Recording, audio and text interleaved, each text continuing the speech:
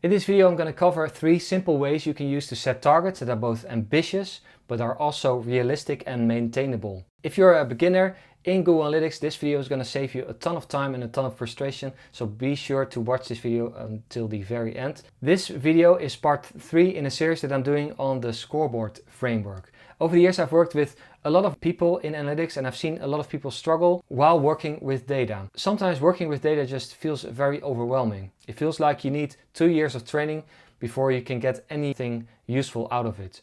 That's why I created the scoreboard framework. It's a simple 5-minute exercise that can help you make working with data both easy and fun again. This framework is a powerful tool that can help you make better decisions without the need for enormous amounts of data. And I believe that if you turn this exercise into a habit, it can help you make progress towards goals across all areas of your life, not just on your site.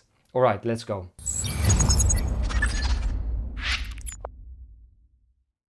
Welcome to the channel, my name is Leon. This channel exists to help you make better decisions in your daily work using your analytics data. And if you like what I'm doing, please click the like and subscribe buttons down below. That really helps me get this video out to as many people as I can. So in the last 2 videos, we covered the first 2 steps of the scoreboard analytics framework. And if you haven't done already, there's a link in the video description to a PDF document that you can use to follow along with the video. I used a website that I kind of made up as an example. So in the first video, we established a name for the scoreboard, and I called it the website scoreboard because that's really what I'm analyzing. I wrote down the goal, the thing that I want to achieve with this site, and it's a website that I made up. But let's say I want to gather job applications, I want to attract new talent because the organization that this website belongs to, their growth is hindered because of a lack of employees. So there's a lot at stake and we need to gather as many job applications as we can that are a good fit for the company. And so that was the first video. And in the second video, we turned this goal into both inputs and output measures that we want to keep track of to see where we're at with this website. And under outputs, we said job applications is the most important measure to keep our eye on, because the amount of job applications is directly linked to the goal of the site. And then as secondary measures, we came up with the amount of visitors and the average time on site, because both of those metrics tell us a little bit about the performance of the site. How many people are we reaching and are they spending a little bit of time on the site? So that's the output. That's what the result that we want.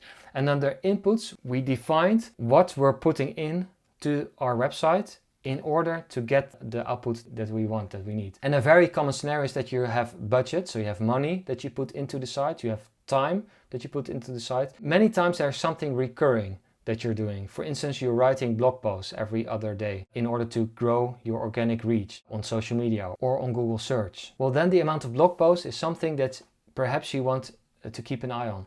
How many blog posts did we write last week, last month? So the third step in the analytics scoreboard framework is to set the targets for each measure. Under outputs, I have job applications, amount of visitors, average time on site, and then the inputs I have money, time, and I have the amount of blog posts. And for every measure that I have, I want to set some kind of target that is both ambitious but also realistic, that's attainable. So setting clear targets is very hard, because if you set your targets too high, you're setting yourself up for disappointment, a failure.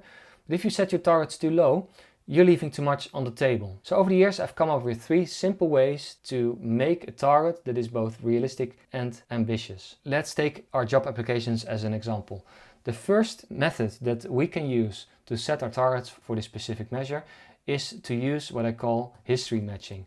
So let's say you had 20 job applications last year. You can simply reuse that as your target for this year. If you want to see an X amount of growth compared to last year, you can do that here. So let's say you want to have 50% more than last year. You can just put it like this. The advantage of this method is you probably know the amount of budget and the amount of time and the amount of blog posts that you wrote last year. So this will really help you set your targets for your inputs as well. So that's the first method of setting targets, is by using history matching. So basically, you look up what you did last month or last year and then go from there. So if you want to see growth from there, you adjust the amount. The second way to come up with a target that is both ambitious but also attainable is by using an organic growth curve. An organic growth curve works like this. Let's say I want to set the target for the amount of visitors, and I want to do that by using an organic growth curve. I can go into analytics and look up what I did the last month. So on month 0, let's say that I have had 1,000 visitors. So what I'm doing here is I'm making a simple table and I'm going to calculate a growth curve over time. So let's say I want to grow 5% per month over the upcoming year. So using that 5%, I can calculate my growth curve over the next 12 months by going into equal sign, pressing up, and then multiplying that with 1.05, because 5%, if you had 10%, you would type here a 1.1, 20% 1.2, but I have 5%, so I do it like this, 1.05. And then what I can do, I drag it down like this. I don't need all the decimals, so I just want the round numbers. So here's my growth curve. I can even turn this into a nice graph. So every time I'm making a scoreboard, I can come back to this organic growth curve to get the targets from my month. And the target for this month, for the first month, is 1,050, because that's in line with my organic growth curve. So the third method that you can use to set clear targets is to use research. So you're researching what others are doing, what their performance is, and then putting your targets alongside of that.